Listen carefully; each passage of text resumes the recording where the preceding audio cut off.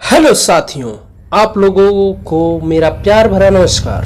साथियों, आप लोगों का स्वागत है आपके अपने YouTube चैनल द लर्नशाला 2.0 पर। साथियों, आज के वीडियो में मोस्ट इम्पॉर्टेंट टॉपिक को लिया गया है। टॉपिक का नाम है भारत का संघीय मंत्रिपरिषद। यह टॉपिक इंडियन पॉलिटी से लिया गया है।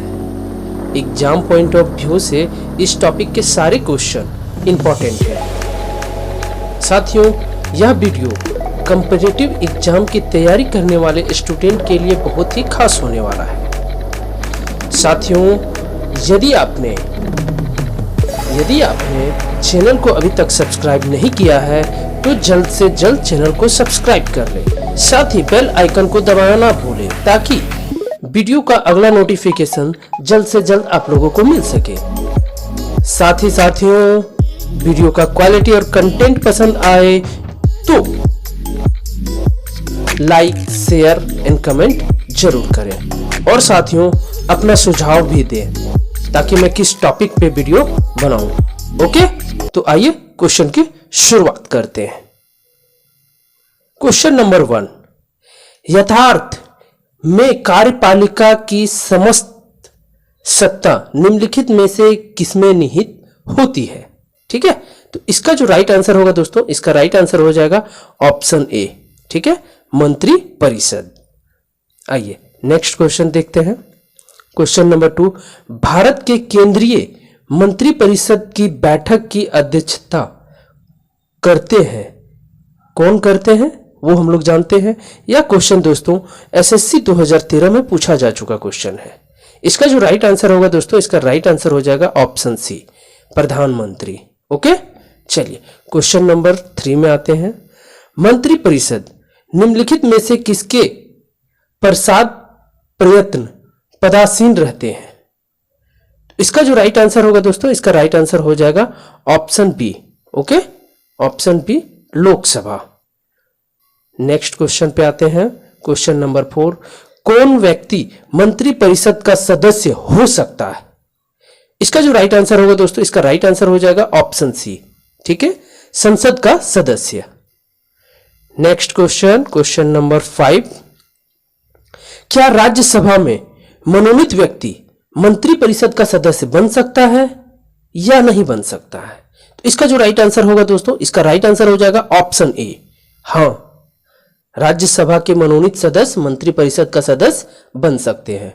ओके, चलिए क्वेश्चन नंबर 6 पे आते हैं। मंत्री परिषद के सदस्यों को पद की गोपनीयता की शपथ कौन दिलाता है? तो इसका जो राइट आंसर होगा दोस्तों, इसका राइट आंसर हो जाएगा ऑप्शन ए, राष्ट्रपति महोदय। ओके, चलिए क्वेश्चन नंबर 7 पे आते हैं। कोई व्यक्ति संसद के किसी भी सदन का सदस्य हुए बिना केंद्र में कितनी अवधि तक मंत्री रह सकता है? ना ही वो लोकसभा का सदस्य हो, ना ही वो राज्यसभा का सदस्य हो, तो वह व्यक्ति मंत्री पद पे कितनी अवधि तक रह सकता है? यह क्वेश्चन आपका एसएससी 2013 में पूछा जा चुका क्वेश्चन है। इसका जो राइट आंसर होगा दोस्तों, इसका राइट आंसर हो जाएगा ऑप्शन बी, 6 महीने यानी कि 6 मंथ। ओके, चलिए नेक्स्ट क्वेश्चन पे आते हैं। क्वेश्चन नंबर 8, मंत्री परिषद में शामिल होते हैं। तो इसका राइट आंसर हो जाएगा दोस्तों ऑप्शन डी। ठीक है, ऑप्शन डी। क्या क्या है? प्रधानमंत्री एवं अन्य मंत्री। ओके, चलिए क्वेश्चन नंबर 9, मंत्री परिषद में मंत्रियों की संख्या क्या होती है? ठीक है, तो इसका जो राइट आंसर होगा दोस्तों, इसका राइट आंसर हो जाएगा ऑप्शन सी। ठीक है, मंत्रिमंडल से अधिक होती है। ठीक है, मंत्रिमंडल से अधिक होती है। चलिए क्वेश्चन नंबर 10 पे आते हैं। मंत्री परिषद में कितने स्तर के मंत्री होते हैं? कितने स्तर के मंत्री होते हैं? तो इसका राइट आंसर हो जाएगा दोस्तों ऑप्शन सी। ठीक है, 3। ओके, चलिए क्वेश्चन नंबर 11 की ओर आते हैं। क्वेश्चन नंबर 11, मंत्री परिषद में निम्नलिखित में से कौन शामिल नहीं रहता है? ठीक है, तो इसका जो राइट आंसर होगा दोस्तों, इसका राइट आंसर हो जाएगा ऑप्शन डी, संसदीय सचिव। ये मंत्री परिषद में शामिल नहीं रहते हैं। ओके, चलिए क्वेश्चन नंबर 12 की ओर आते हैं। मंत्रिपरिषद में वरीयता की दृष्टि से मंत्रियों का सही कर्म है? इसका राइट आंसर हो जाएगा दोस्तों ऑप्शन ए। ठीक है, कैबिनेट मंत्री, राज्य मंत्री और उपराज्य मंत्री। यहां कोमा लगा दीजिए दोस्तों। ठीक है, चलिए नेक्स्ट क्वेश्चन पे आते हैं। क्वेश्चन नंबर 13, मंत्रिपरिषद व्यक्तिगत रूप से उत्तरदायी होता है? यह क्वेश्चन आपका बीपीएससी 1995 में पूछा जा चुका क्वेश्चन है। इसका जो राइट आंसर होगा दोस्तों, इसका राइट आंसर हो जाएगा ऑप्शन ए, राष्ट्रपति के प्रति। ओके, चलिए क्वेश्चन नंबर 14, संघीय मंत्रिपरिषद के मंत्री उत्तरदायी होते हैं? यह क्वेश्चन भी आपका बीपीएससी 1996 में पूछा जा चुका क्वेश्चन है। इसका जो राइट आंसर होगा दोस्तों, इसका राइट आंसर ऑप्शन डी, केवल लोकसभा के प्रति। ठीक है, चलिए क्वेश्चन नंबर 15 की ओर बढ़ते हैं। भारत में किसी भी सदन का सदस्य हुए बिना कोई व्यक्ति कब तक मंत्री पद पे आसीन रह सकता है? यह क्वेश्चन पीछे भी हो चुका है। चलिए इस यहां भी देख लेते हैं।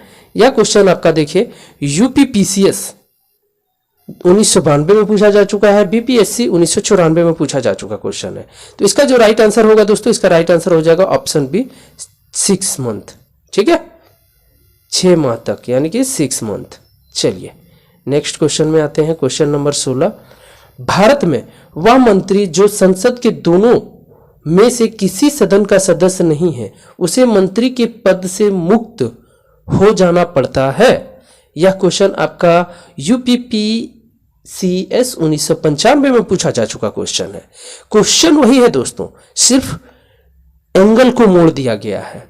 इसका जो राइट आंसर होगा दोस्तों, इसका राइट आंसर क्या हो जाएगा? ऑप्शन ए, 6 माह के बाद। ठीक है, 6 माह के बाद। क्वेश्चन नंबर 17 पे आते हैं।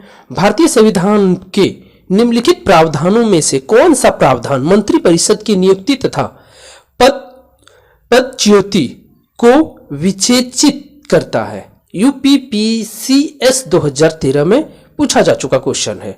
तो इसका जो राइट आंसर होगा दोस्तों, इसका राइट आंसर हो जाएगा ऑप्शन डी। ठीक है, अनुच्छेद 75, आर्टिकल 75। ओके, चलिए नेक्स्ट क्वेश्चन पे आते हैं। क्वेश्चन नंबर 18, भारतीय संविधान के अनुच्छेद 74 और 75 किन विषयों पर विचार करते हैं? यह क्वेश्चन आपका एसएससी 1999 में पूछा जा चुका क्वेश्चन है। इसका जो राइट आंसर होगा दोस्तों, इसका राइट आंसर हो जाएगा ऑप्शन ए, मंत्रिपरिषद। ओके, चलिए क्वेश्चन नंबर 19 की ओर। संघीय मंत्रिपरिषद अपने आचरण के लिए किसके प्रति उत्तरदायी होता है? आरआरबी 2009 में पूछा जा चुका क्वेश्चन है। इसका जो राइट आंसर होगा दोस्तों, इसका राइट आंसर हो जाएगा ऑप्शन बी। ठीक है, लोकसभा के प्रति। चलिए क्वेश्चन नंबर 20 में आते हैं। मंत्रिपरिषद है क्या है? तो आइए जानते हैं। इसका जो राइट आंसर होगा दोस्तों, इसका राइट आंसर हो जाएगा ऑप्शन सी, कैबिनेट से बड़ा निकाय। ठीक है, कैबिनेट से बड़ा निकाय। चलिए क्वेश्चन नंबर 21 पे आते हैं। भारत में मंत्रिपरिषद के अधिकतर सदस्य लिए जाते हैं, तो कहां से लिए जाते हैं दोस्तों? तो इसका जो राइट आंसर होगा, इसका राइट आंसर हो जाएगा ऑप्शन ए, लोकसभा से। ठीक है, लोकसभा से लिए जाते हैं। चलिए क्वेश्चन नंबर 22, मंत्रिमंडल का गठन कौन करता है? यूपीपीसीएस 1992 में पूछा जा चुका क्वेश्चन है। इसका जो राइट आंसर होगा दोस्तों, इसका राइट आंसर हो जाएगा ऑप्शन बी। ठीक है, सिर्फ केंद्रीय मंत्रीगण। ठीक है, चलिए क्वेश्चन नंबर 23 की ओर बढ़ते हैं। केंद्र सरकार में राज्य मंत्री की क्या स्थिति है? केंद्र सरकार में राज्य मंत्री की क्या स्थिति है? तो इसका जो राइट आंसर होगा दोस्तों, इसका राइट आंसर हो जाएगा ऑप्शन डी। ठीक है, ऑप्शन डी क्या है? वह केंद्र सरकार का ऐसा मंत्री होता है जो कि मंत्रिमंडल का सदस्य नहीं होता है। ठीक है, चलिए आते हैं क्वेश्चन नंबर 24 पे। स्वतंत्रता के पश्चात मंत्रिपरिषद के खिलाफ पहला अविश्वास प्रस्ताव कब लाया गया था? तो इसका जो राइट आंसर होगा दोस्तों, इसका राइट आंसर हो जाएगा ऑप्शन सी, 1963 में। ओके, चलिए नेक्स्ट क्वेश्चन पे आते हैं। चलिए 25, सामूहिक रूप से मंत्रिपरिषद किसके प्रति उत्तरदायी होता है? यह क्वेश्चन दोस्तों यूपीएससी 1982 में, 1984 में, एसएससी 2010 में, यूपीपीसीएस 2012 में पूछा जा चुका क्वेश्चन है। इसका जो राइट आंसर होगा दोस्तों, इसका राइट आंसर हो जाएगा option C, Lok Sabha. Okay, Lok Sabha. चलिए क्वेश्चन नंबर 26, यथार्थ मंत्री परिषद तब तक पद पे बना रहेगा जब तक कि उसे डैश डैश डैश का विश्वास प्राप्त हो। तो इसका जो राइट आंसर हो जाएगा दोस्तों, इसका राइट आंसर हो जाएगा ऑप्शन डी, ठीक है, लोकसभा। चलिए क्वेश्चन नंबर 27 पे आते हैं। मंत्री परिषद के वित्तीय कार्यों में शामिल है, तो क्या शामिल है दोस्तों? तो इसका जो राइट आंसर हो जाएगा, इसका राइट आंसर हो जाएगा ऑप्शन ए, बजट तैयार कर संसद में पेश करना। ठीक है, बजट तैयार करके संसद में पेश करना। चलिए क्वेश्चन नंबर 28 पे आते हैं। यदि कोई मंत्री राज्यसभा का सदस्य है तो क्या वह लोकसभा में अपना वक्तव्य दे सकता है? तो इसका जो राइट आंसर होगा दोस्तों, इसका राइट आंसर हो जाएगा ऑप्शन ए, हाँ। ओके, चलिए क्वेश्चन नंबर 29, निम्नलिखित में से किस परिस्थिति में मंत्रिपरिषद विघटित नहीं हो सकती है? तो इसका जो राइट आंसर होगा दोस्तों, इसका राइट आंसर हो जाएगा ऑप्शन ए, किसी मंत्री के पद त्याग से। ठीक है, विघटित नहीं हो सकती है। चलिए क्वेश्चन नंबर 30 पे आते हैं। मंत्रिपरिषद से पद त्याग करने के लिए मंत्री किसे अपना त्याग पत्र संबोधित करता है? ठीक है, इसका जो राइट आंसर होगा दोस्तों, इसका राइट आंसर हो जाएगा ऑप्शन ए, ठीक है, राष्ट्रपति। ऑप्शन ए, राष्ट्रपति। क्वेश्चन नंबर 31, भारत में संघीय मंत्रिपरिषद के सदस्यों की कुल संख्या किससे अधिक नहीं हो सकती है? यह क्वेश्चन दोस्तों आपका सीडीएस 2018 में पूछा जा चुका है, एसएससी 2020 में पूछा जा चुका क्वेश्चन है।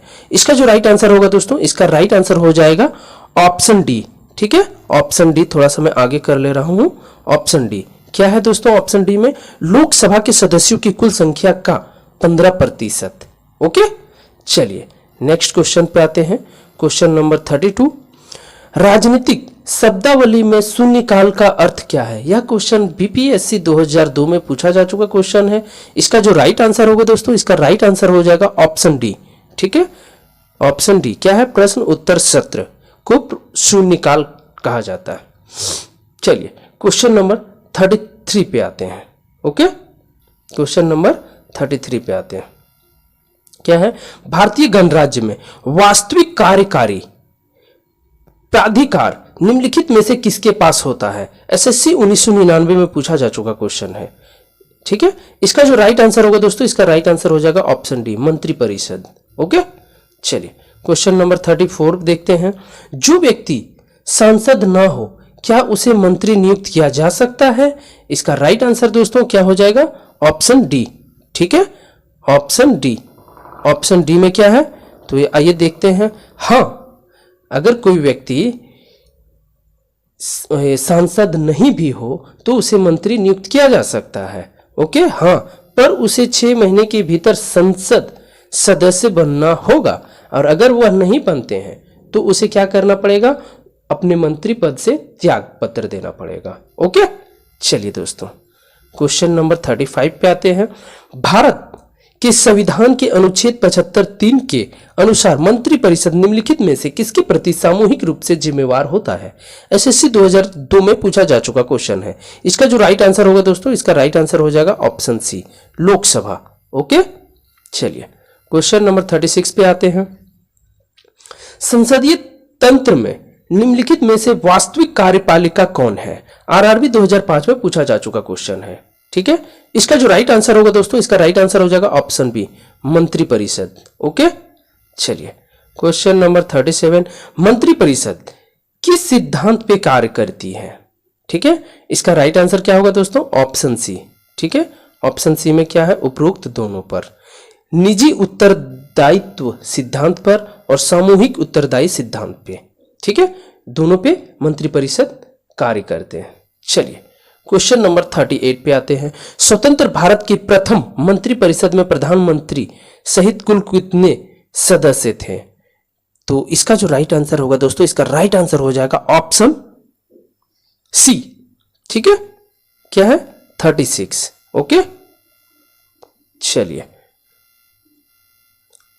क्वेश्चन नंबर 39, स्वतंत्र भारत की प्रथम मंत्रिपरिषद में शामिल एकमात्र महिला मंत्री कौन थी? ठीक है, इसका जो राइट आंसर होगा दोस्तों, इसका राइट आंसर हो जाएगा ऑप्शन डी, राजकुमारी अमृत कौर। राजकुमारी अमृत कौर।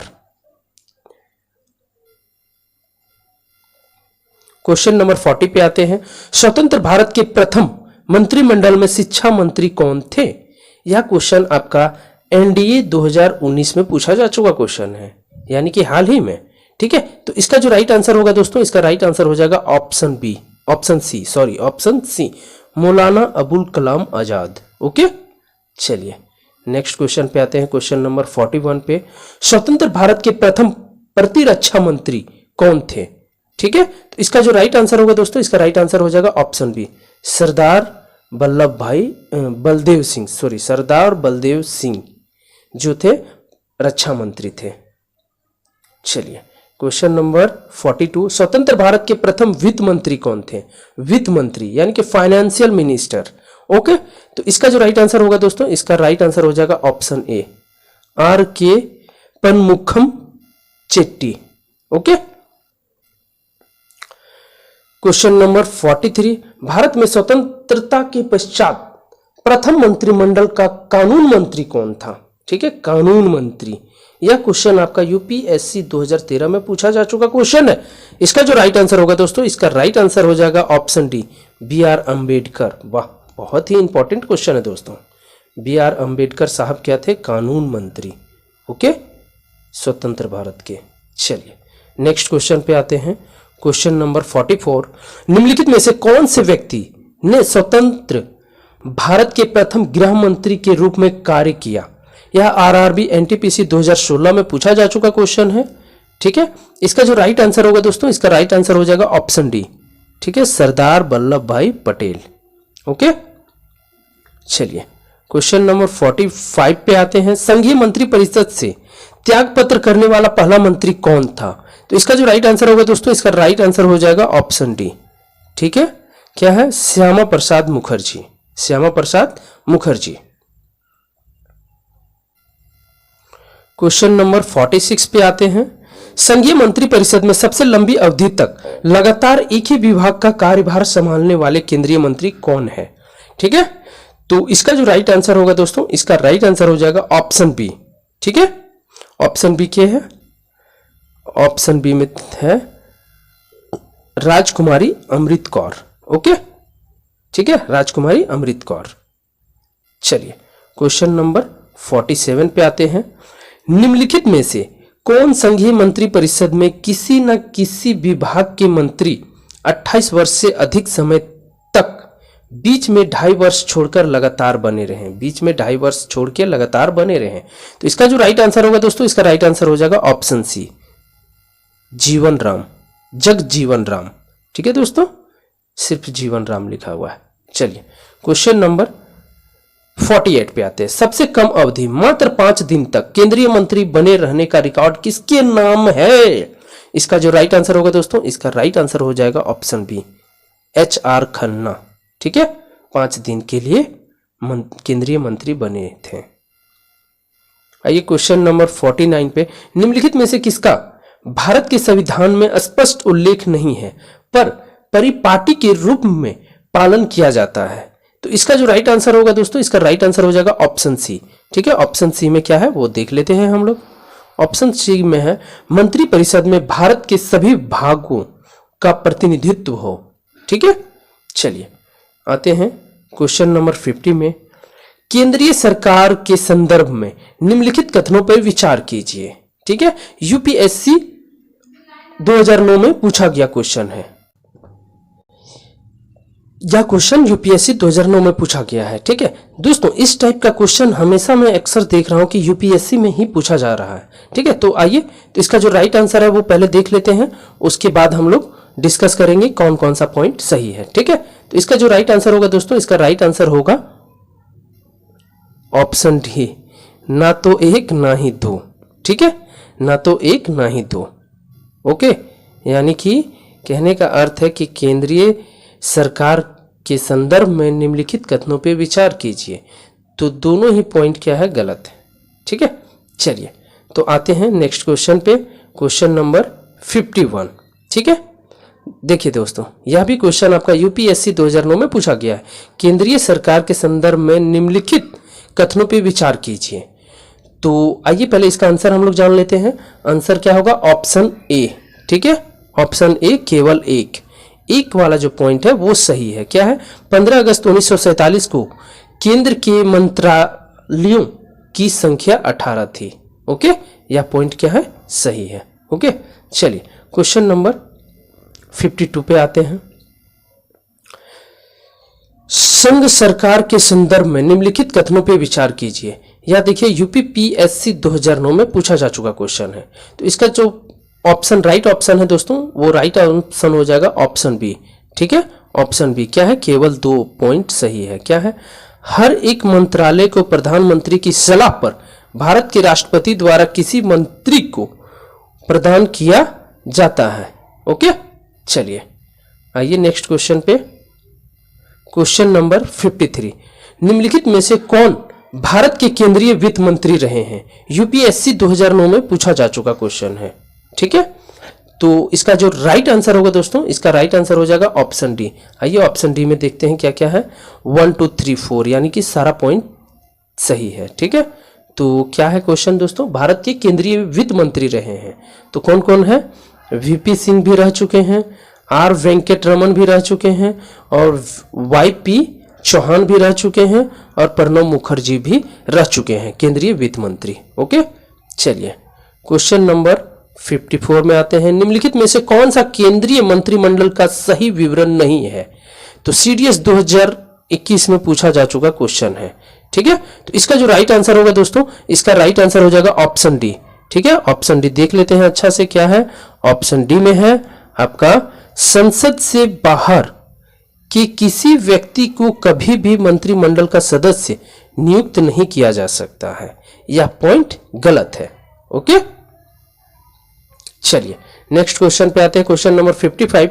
निम्नलिखित में से कौन सा एक प्रस्ताव भारत में मंत्रिपरिषद रख सकती है? यूपीपीसीएस 2006 में, 2010 में पूछा जा चुका क्वेश्चन है। इसका जो राइट आंसर होगा दोस्तों, इसका राइट आंसर होगा ऑप्शन ए, अविश्वास प्रस्ताव। ओके, चलिए नेक्स्ट क्वेश्चन पे आते हैं, क्वेश्चन नंबर 56। निम्नलिखित में से कौन सा भारत के प्रशासन पर विधायी नियंत्रण का एक साधन नहीं है? एसएससी 2007 में पूछा जा चुका क्वेश्चन है। इसका जो राइट आंसर होगा दोस्तों, इसका राइट आंसर हो जाएगा ऑप्शन ए, सदन का विघटन। ओके, चलिए क्वेश्चन नंबर 57 पे आते हैं। अविश्वास प्रस्ताव निम्नलिखित में से किसके विरुद्ध प्रस्तावित किया जाता है? सीडीएस 2021 में पूछा जा चुका क्वेश्चन है। इसका जो राइट आंसर होगा दोस्तों, इसका राइट आंसर हो जाएगा ऑप्शन डी, मंत्रिपरिषद। ओके, चलिए क्वेश्चन नंबर 58 पे आते हैं। मंत्रिपरिषद सामूहिक रूप से उत्तरदायी होता है। ठीक है, तो 4 पॉइंट है, इसमें से कौन कौन सा पॉइंट सही है वो हम लोग देखते हैं। तो इसका जो राइट आंसर है दोस्तों, वो राइट आंसर हो जाएगा ऑप्शन बी। ठीक है, ऑप्शन बी में क्या है, 1 2 3 केवल। ओके, चौथा नंबर पॉइंट क्या है, गलत है। तो 1 2 3 देख लेते हैं। 1 2 3 क्या है, लोकसभा के प्रति एक संवैधानिक बाध्यता के अंतर्गत अनुच्छेद 75(3) के अनुसार। ठीक है, मंत्रिपरिषद सामूहिक रूप से उत्तरदायी होता है। ओके, चलिए आते हैं दोस्तों अब आज का प्रश्न के ऊपर। ठीक है, आज का प्रश्न क्या है वो हम लोग देख लेते हैं। तो क्या है, भारत में स्वतंत्रता के पश्चात प्रथम मंत्रिमंडल का कानून मंत्री कौन था? इसका option A, K M Munshi, option B, S P Mukherjee, option C, Baldev Singh, या option D, B R Ambedkar. Okay, यह क्वेश्चन दोस्तों UPSC, union public service commission 2013 में पूछा जा चुका क्वेश्चन है। इसका आंसर दोस्तों आप लोगों को कमेंट करके कमेंट बॉक्स में देना है। ओके दोस्तों, यदि आप लोगों को वीडियो का क्वालिटी और कंटेंट पसंद आ रहा हो तो चैनल द लर्नोशाला 2.0 को लाइक, शेयर एंड सब्सक्राइब जरूर करें। ओके, जय हिंद, जय भारत दोस्तों।